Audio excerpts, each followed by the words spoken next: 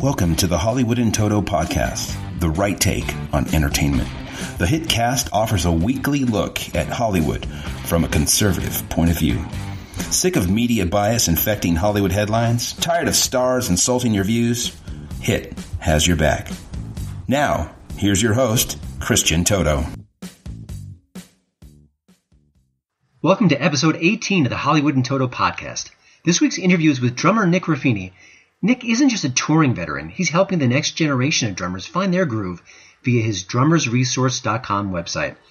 But before our chat, I wanted to talk a little about a nasty trend in our culture. Call it the weaponization of shame. Now, shame can be a good force, but it's used very sporadically these days and sort of in a very targeted way, and not a fair way by any stretch. And I wanted to kind of point that out by giving a few examples.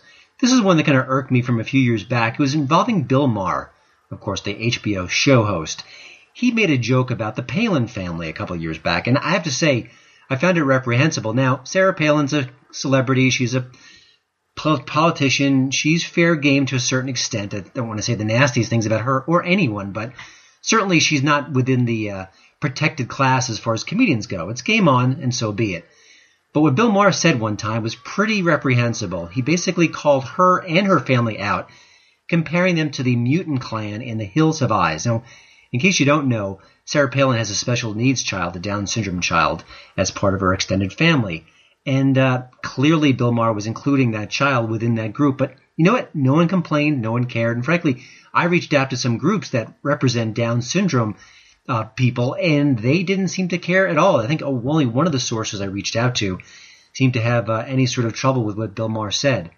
Now, flash forward a year or two, you had Jason Biggs, the star of American Pie. He talked about Paul Ryan and Mitt Romney, their wives, and he kind of made some very aggressive sexual jokes about them on Twitter. Again, politicians are big boys or big girls. They should be used to it. But you know what? When you drag in the wives of politicians, pretty nasty stuff again. Once more, no outrage, no shame, no sort of media frenzy, calling him to task for those kind of comments. Nothing happened. Of course, something happened on the right. Conservatives like myself called it out and questioned what was going on, but overall nothing happened. Much more recently, of course, we've heard Madonna talking at a women's march and saying how she had all these desires about blowing up the White House, and that she ultimately decided that maybe that wasn't a good thing, or that maybe wouldn't help overall. And I'm thinking, wow, what kind of rhetoric is that? And of course, I scanned the media, and some people reported on it for sure, but there was no outrage. There was no call for her to apologize, to explain herself. She didn't suffer anything in the way of shame, in the way of losing gigs. No one was outraged by it in the press except for the conservative press. Of course, there was a conservative so-called in the White House with President Trump. You could quibble with that, but he certainly is a member of the GOP, and maybe that was the reason why. Much more recently, this week, in fact, we had Tim Allen. Tim Allen, the veteran comedian, the star of ABC's Last Man Standing. He was on Jimmy Kimmel Live recently, and he talked about being a conservative in Hollywood. He is one of the rare ones, actually, who's out and proud. And he said being a conservative today is kind of like being in Nazi Germany in the 1930s as far as the repression of speech, the repression of ideas. Now, I don't think it's his best joke. I don't know if it's his worst joke, and maybe he said a lot worse, but a little bit of a clunky analogy, but he was clearly joking, clearly laughing as he said it. But that wasn't enough for the Anne Frank Center. They actually reached out via their Facebook page with Stephen Goldstein, who's their executive director, and he slammed Tim Allen. Tim, what were you thinking, he said. How dare you make that comparison? That's the ugliest thing in the world. You need to apologize to the Jewish people. Now, I can understand that, except the Anne Frank Center seems to be pretty quiet with every other Hitler reference that we've heard over the last year regarding Donald Trump. Now, it's been everywhere. This isn't just an isolated incident. This is Cher. This is Billy Joe Armstrong from Green Day. This is Sarah Silverman on the Conan show. It is ever present. Everyone seems to be making comparisons between Trump and Nazi Germany to Hitler. You name it, the Hitler card has been playing right, left, and in between. So why was that particular center quiet for all those times? What happened? What was different? Why was Tim Allen saying so wrong? And yet at the same time, everyone else seemed to get a pass. That was the question I had. So I reached out to the Anne Frank Center directly. I reached out to his spokesperson and also Goldstein directly himself to get some answers. What I got was, well, Goldstein wrote back right away, which I was very glad about. He said, you know what, we don't take that kind of approach. We don't sort of selectively choose who we're outraged by. We tell people, even our members all the time, hey, you can't make those kind of comparisons. And I wrote back, that's great, glad you wrote back.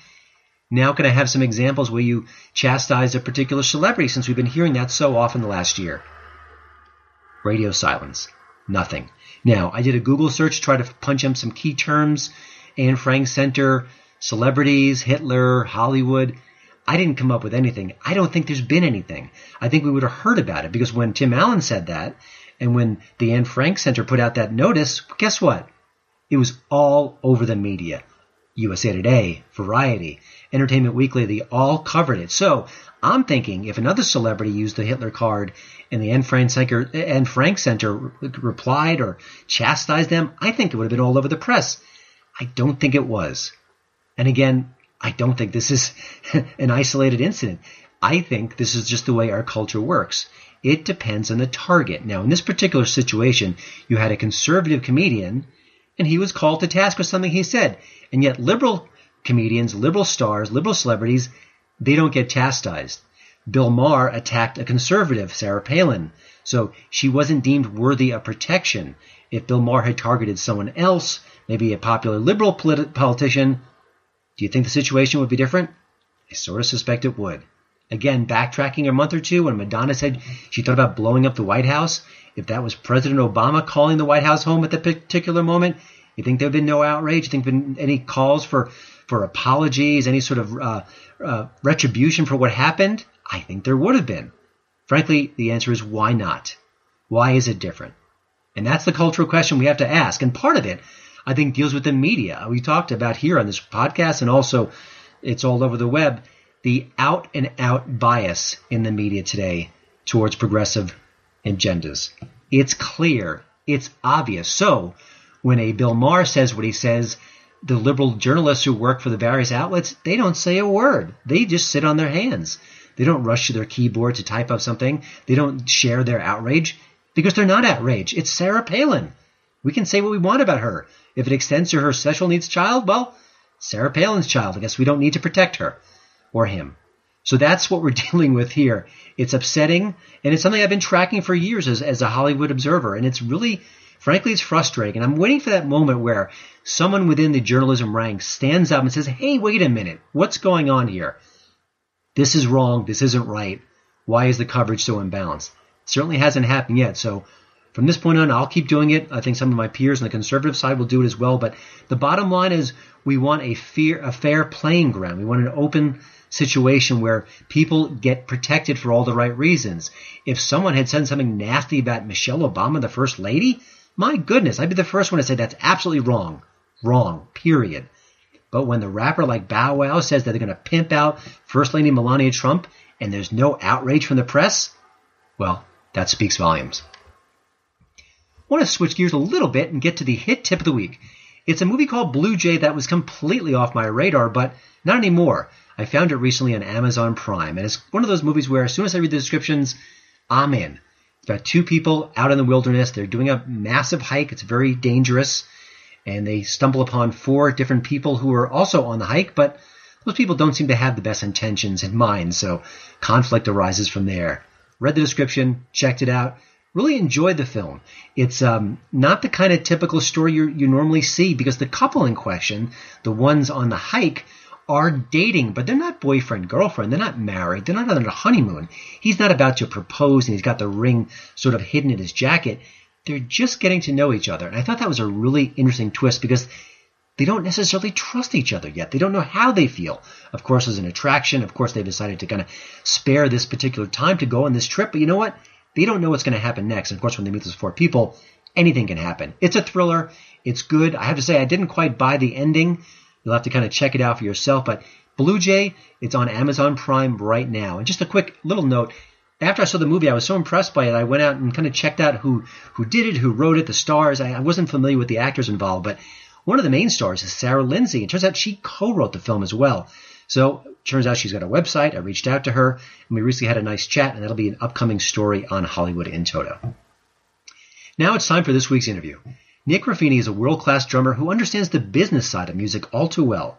He's toured the world, working with big acts like Melba Moore, Fish's Paige McConnell, and Melvin Sparks. But he's just as driven about helping his fellow drummers and aspiring drummers join his ranks, both through his website, drummersresource.com, and the accompanying podcast. I love that approach, which is one of many reasons why I reached out to him in the first place. So here's my chat with Nick Ruffini. Well, I've read that you started drumming at the age of 15, and obviously I think you took to it pretty well.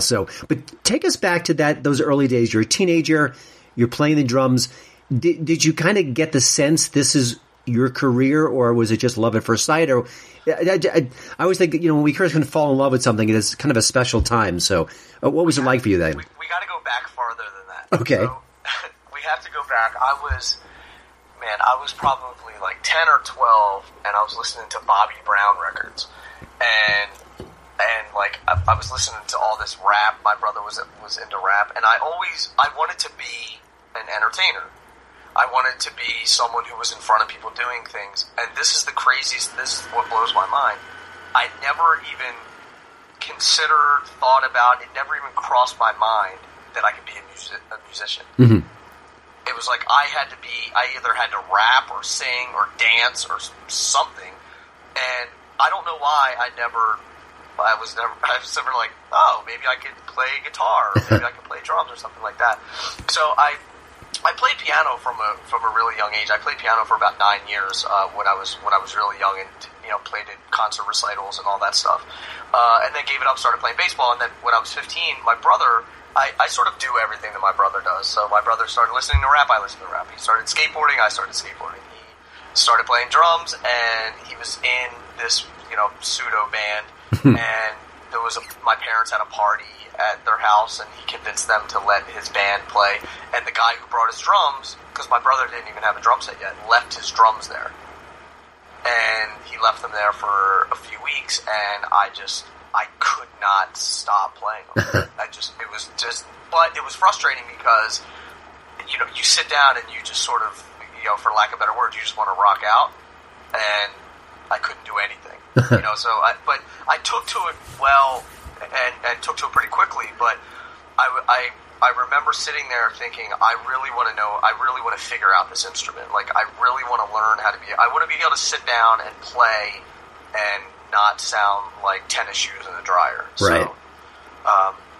So yeah, that was the beginning of it. And then my brother got a drum set, and so I was practicing all day, every day. Like, I would run home I'd get off the school bus and run home, and play, and then I would literally skip school. Like, I would go to school and skip a class or two to go home and practice. That's a good sign. Now, obviously, you a good sign. I don't know if I recommend anybody else.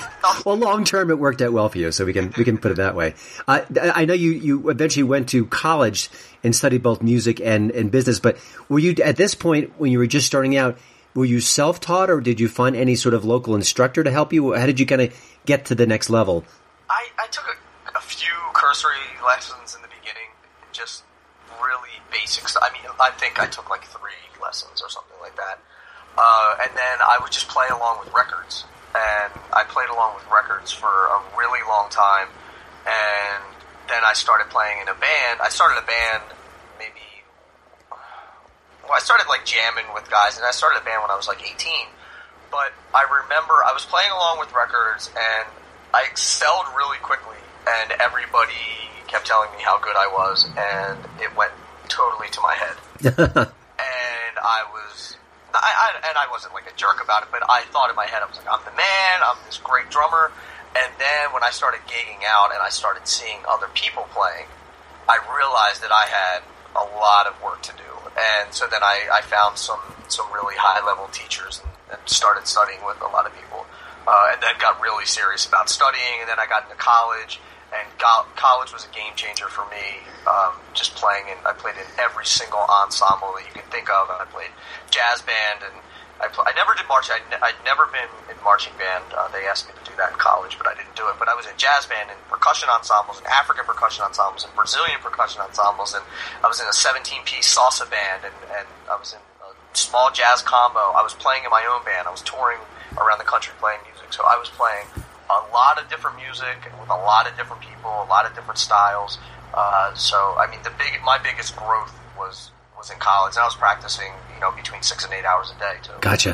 When I was in college, I wanted to be an artist, and I ended up being a writer. But in college, I learned how to draw naked people. That's all I did.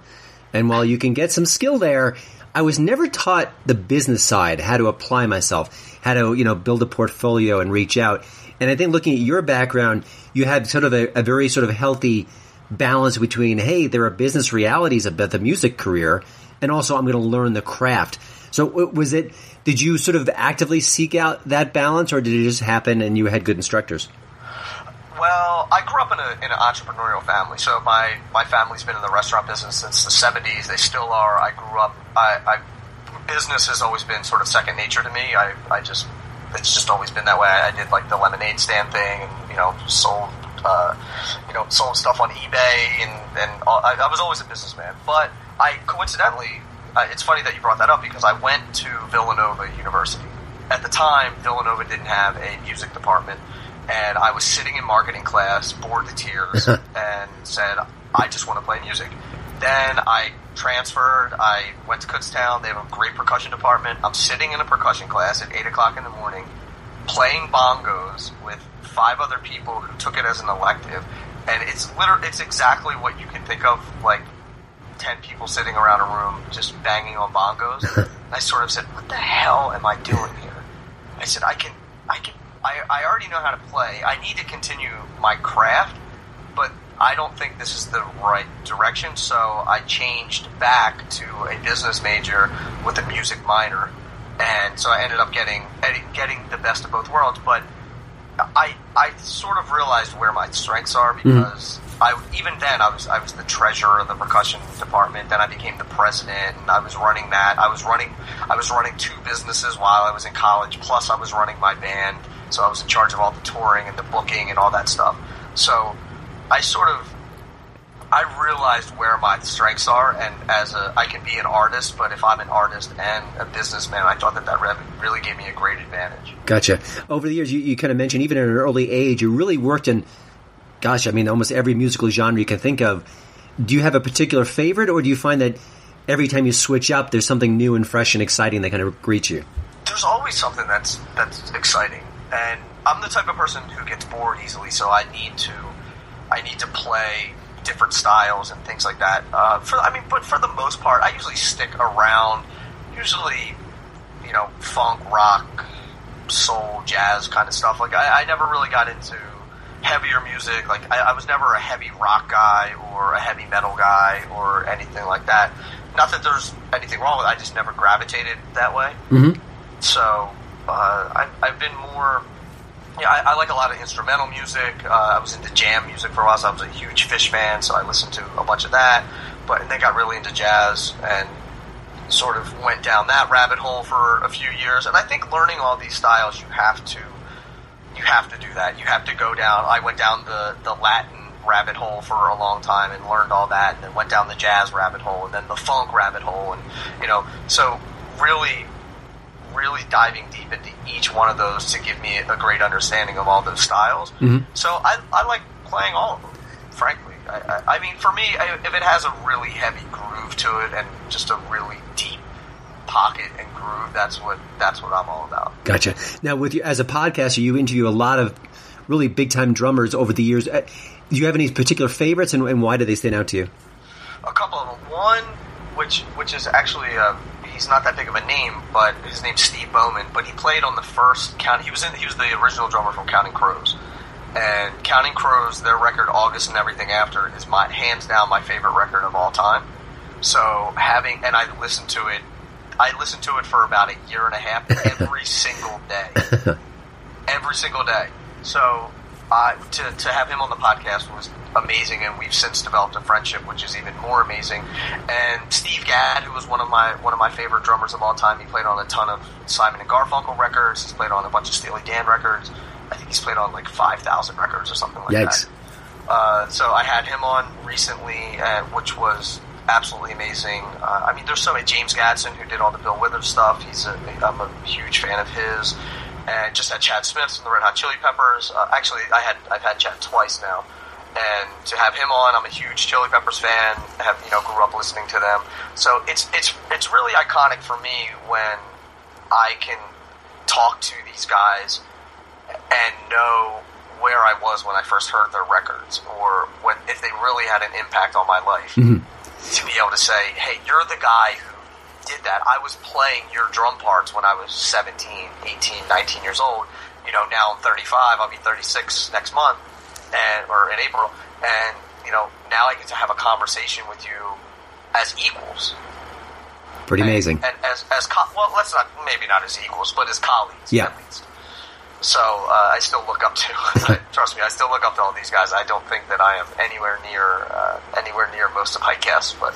Well, when you think about the drummers you've interviewed and also just your background and your story, is there something that kind of unites the drummers that you've talked with? Is there a quality, a passion, a sense that maybe separates them from other musicians or even other artists? Most drummers are sidemen. So most of them aren't the band leader. Most of them aren't the lead singer, aren't writing the tunes. So they're sidemen / hired guns. So the thing that most people don't realize is that when Justin Timberlake goes on tour, he hires a band to go on tour. He hires a music director, and the music director hires a band, puts a band together for him. Mm-hmm. So they go out on the road and they get paid, but when they come home, they don't get paid anymore. So they're basically freelance musicians. So Justin Timberlake gets royalties from the record and from touring and all of this other stuff, so he has constant money coming in, but the sidemen are not. So, but if you're a lead singer, you can sort of, it's easier for you to work because you can start a band and you're sort of in control of your own destiny. So drummers are the guys who have to actually go out and find these gigs. They have to get hired. So they tend to be more aggressive. They tend to be go-getters. They tend to be self-starters. But the one thing that's huge that you don't have, that I haven't seen with any other instrument, is that drummers are like a family. All drummers, by and large, I'm going to say, the majority of everyone, every drummer wants to help every drummer out. Every drummer is friendly. Every drummer, if you have some things that you're working on, like drummers get together and trade licks, right? Mm-hmm. Like they shed and they show each other things. Guitar players don't do that. It's like secretive. Organ players don't do that. Bass players are just too goofy and weird to do that. I love bass players, but every bass player is weird in their own way. Uh-huh. I think I could say that. I've played with enough. I love them all because I'm weird too. But drummers have this family. They have meetups. They have shed sessions where 15 or 20 drummers will just get together and they'll rent out a room and they'll just play drums together. Or there's all of these drum conferences and drum shows and all sorts of stuff. It's really strange that it's such a competitive field, and drummers are just a huge family, which I think is amazing. Yeah, that sounds great. And I knew you'd sort of have an insight on that I wouldn't expect. I wanted to shift gears a little bit to, now obviously, in addition to the work that you do, you tour a lot. You play live in front of stages across the country. Mm-hmm. I'm sure every touring musician has got a horror story or two, or maybe even a great story, and perhaps both. Do you have anything you can share, sort of things you've seen along the, on the road that just like, this only happens to a musician? Man, I have so many stories about this. This was actually an amazing story. One night we were playing at this club in Burlington, Vermont, at this place called Nectar's.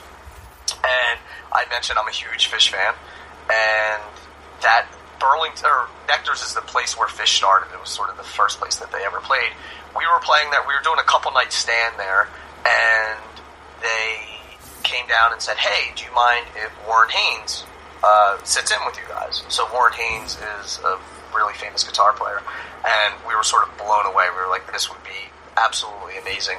And so Warren never ended up coming, but they said, "Hey, do you mind if Paige McConnell plays with you?" Mm-hmm. Paige McConnell's the keyboard player from Fish. And every single one in the band is a huge Fish fan, and it was the most epic night of my life. We played, and then we ended up playing, like, we played the next day and the next day because we were doing, like, a couple night stand there. But I'm actually looking at the picture of all of us right now. But it just totally blew my mind, and I never thought that it would sort of come full circle like that I would be playing in Nectar's with Paige McConnell from Fish, and it was totally spur of the moment, nothing planned, nothing like that, and it was one of the most amazing experiences I've ever had. It was awesome. Wow, nice. Ridiculously awesome. Now, one of the things you do with your work is that you kind of help other drummers, getting to know the craft, improving what they do, with drummersresource.com. It's a great hub for that. From your perspective, do you find that there are people who are, I'm 48, people my age or even older, so you know what? I've always loved the drums and I've never taken it off, and darn it, I'm going to try it. Do you find those people, and what's the sort of the first step for them to kind of start that journey? Two things. One, I see a lot of people who played when they were younger and now they're 55 and they want to get back into it. Okay. I see a lot of that, which I think is amazing. I think that's so awesome that, they sort of, whether they went and got jobs or, stopped playing or just gave it up for one reason or another and now they're getting back into it. I think that's amazing. And for anyone who's just starting out playing, I think they should get a cheap drum set, or if you can rent a drum set, rent one for a little while, because they're expensive and you may find out that, in a couple months you don't like it and it's going to cost, you're not going to get your money back if you go to sell it. And just take some lessons and start playing along with some records. Don't put any pressure on it. Just have some fun and see if you like it. Mm-hmm. Who knows? You may end up, if you're 80, you may not want to be gigging out. Who knows? You may want to gig out too. But if you're in your 50s, you start playing and you start getting a knack for it. You can you can do some local gigs and play some music for fun. That'd be amazing. Gotcha. I think. When you meet fellow drummers, let's just say that their skill level isn't up to you at this point. What are their questions? What do they want to know about either the business or about specifically drumming that you kind of find you hear over and over again? They're always looking for the silver bullet. How do I get this big gig, or how do I do this professionally? That's the biggest thing I ask, or that I get asked, is how can I make a career out of this? How can I get that big touring gig, with this band or with that band? And the answer is the answer that no one wants to hear, which is it's going to take a lot of hard work, networking, dedication, and it's going to take a long time. And it's like, well, no, I want like the secrets, and I want the silver bullet, and there is none. I had a buddy of mine, Nate Morton, is the drummer for The Voice, and he has a great analogy. He said, success in any business, but let's make it to the music business, is like building or walking across a bridge that you're building as you're walking across it. So it's. One gig leads to the next, which leads to the next thing, and next thing you know, so I'll tell you a quick story. 2 weeks ago, Chad Smith was in Philadelphia. I'm originally from Philadelphia. I live in the New York area now, but Chad Smith with Red Hot Chili Peppers, they were playing in Philly 2 weeks ago. I went, hung out with him, went backstage, we did an interview, hung out for the show, stood next to the stage and watched the show and everything. It was an amazing experience, but the journey to that was so long that I would have never thought that would have been the outcome of it. It turns out that the company that he's endorsed by started advertising on my podcast. I become close with that company. I start working with the owner a lot on his other company. I get to know the people in the office, their PR department. Chad Smith switches from one drum company to this new drum company, DW. I'm close with them. I ask if they can connect me, and I connect with him. I do an interview with him. He invites me out to the show. And this was in October, and then, 5 months later, I go to the show in Philadelphia. That whole process was 2.5 years. Uh-huh. And never would I have thought that would have never been, if I was going for that outcome, it probably would have never happened. It's like 27 degrees of Kevin Bacon. It's just not that easy. Right. And it's just funny how, that's why I like having the doors open. I'm not a say yes to everything kind of guy anymore. I used to be, but now I have a lot more. I have a lot better of idea of sort of what I want to do and what I don't want to do, and I've sort of been down a lot of the roads already. But and not to sound like I know everything. I just mean if there's one thing that I know that I don't want to do, I won't do it. Gotcha. But for younger guys, I played every single possible gig that you can possibly imagine. I've done them all. But I like having the doors open of the opportunity because you never know where it's going to end up. Gotcha. Now, you've been in the field a while, although you're just in your 30s, so you're not I wouldn't call you an old-timer by any stretch. What is the sense you get both from your experience and also talking to drummers the drummer you mentioned before who worked with Simon & Garfunkel, I'm sure he's been around forever. Is the music business changing dramatically, and are there good changes or bad changes or a little bit of both? It's already changed. It's extremely different than it used to be. Prime example, Hal Blaine was a session drummer back in the 60s, and he drove a Rolls Royce and had a mansion and a yacht. And session guys now do not live that lifestyle or anywhere near that lifestyle. Not that it's about the money, but if you're going to do this professionally, there's some economics involved that have to be met. But the change in the industry is good and bad. The bad part is that everything sort of seems disposable now, and everything is sort of quick. And I think a lot of the music today, since it's quantized, or for layman's terms, they basically put it in the computer and make sure that all of the parts line up. So it sterilizes it and makes it a little more rigid. It doesn't feel as good. It doesn't have like this natural swing, sort of loping feeling. But the good thing is that you can be an independent band and you can get your music out there to millions of people relatively cheap, almost free. So it's sort of like what I do with the podcast. It's no different than what people can do with the band. Is I release my podcast and there's hundreds of thousands of people all over the world listening to it. That wasn't possible 15, 20 years ago. It's amazing. So that it is amazing. And so I think with bands, there's a lot of opportunity out there with bands, but at the same time, people are getting record deals, but they're not signing record deals and getting $250,000 advances to go into and lock themselves in a mansion in Hollywood for a month to record this record, and then they're not going to sell 12 million records. And so now the record labels are signing what are called 360 deals, so they get a piece of everything that you do. They get a piece of your merch, they get a piece of your YouTube advertising, they get a piece of your touring, they get a piece of every dime that comes in, they get a piece of it. Mm-hmm. So before it wasn't like that. That's how bands used to survive on the road, was merch, because they got all the proceeds from their merch. And so a lot of the money is being made in touring now because people still go to concerts, and you can't replace that experience. And thank goodness for that. Yeah. Well, maybe. I mean, there's companies that are working on.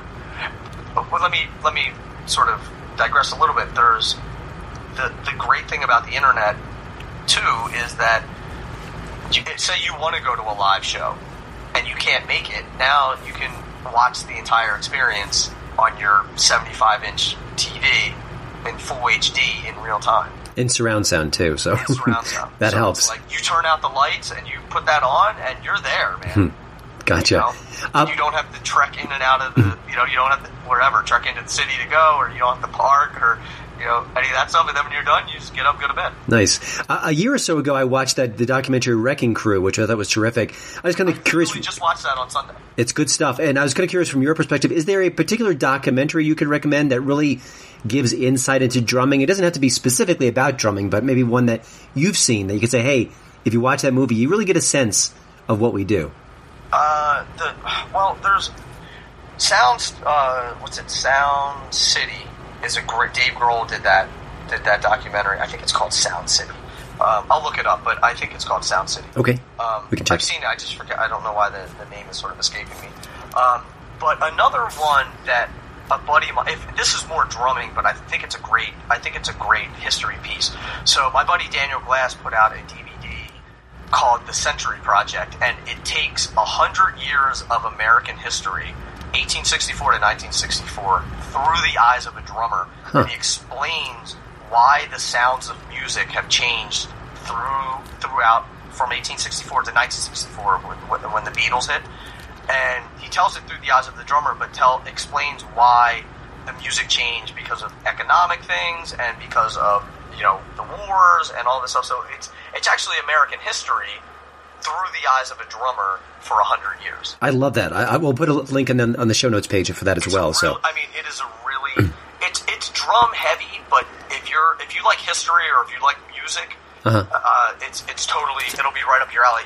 Again, it's told through the eyes of the drummer, but it's still American American history and music. He doesn't get too technical about, like, you know, this is how they, you know, whatever. It's not like super drummy, but it's heavy drum. Gotcha. And then the final question is, and this is a question we ask all our guests here at Hollywood and Toto, what are some shows you're watching, some music you're listening to, or maybe even a book you're reading right now that you'd like to recommend? Because I think often we're all kind of looking for that one thing to check out. Our leisure time is pretty tight these days, and a recommendation always goes a long way. I'm not a TV guy, so I don't watch really any TV. Once in a while I'll catch like a Seinfeld rerun or something. But I'm not a TV guy. But a book that I've actually read years ago, and I just picked it up again to read, is Effortless Mastery by Kenny Werner. And Kenny is a really famous jazz pianist, but this book is great for any musician because it's sort of it helps musicians, or mastery of anything really, of walking down that road of the diligent practice, the deliberate practice, getting the doubts out of your head. You know, because we as musicians or you know, businessmen, whatever, entrepreneurs, you have this self-doubt, you have this everyone is better than me, and then you go through this phase where you think you're better than everybody else, and then there's this humbling experience, and then you have to put the work in, and so Effortless Mastery is a really, really highly regarded book especially for musicians, about just you know, coming to terms with all of the stuff that's going on in your head and in your routine. Excellent. Day in, day out, so it's great. All right, good tip. And again, Nick, thank you so much for taking a few minutes to share with us. Again, you can find out more about Nick at drummersresource.com. Any other places online we can find you, or you want to kind of steer us? Is that sort of your main hub? That's the website. My personal website, I just took down. I'm getting rebuilt, so it should be up in a few weeks or so. But I'm on every social media channel, and the handle is just at the Nick Ruffini. Excellent. Well, we'll include that in the show notes as well. Thank you again, Nick. I love the insights about drumming, and really appreciate your time. We'll have to check in down the road and see what else you're up to. Christian, thanks, man. I appreciate it. Alrighty. Well, thanks again for listening. Don't forget to check out HollywoodandToto.com for both the show notes and, of course, the latest entertainment news. Please follow me at Twitter at Hollywood and Toto. And we'd love it if you leave a podcast review over at iTunes. See you next week.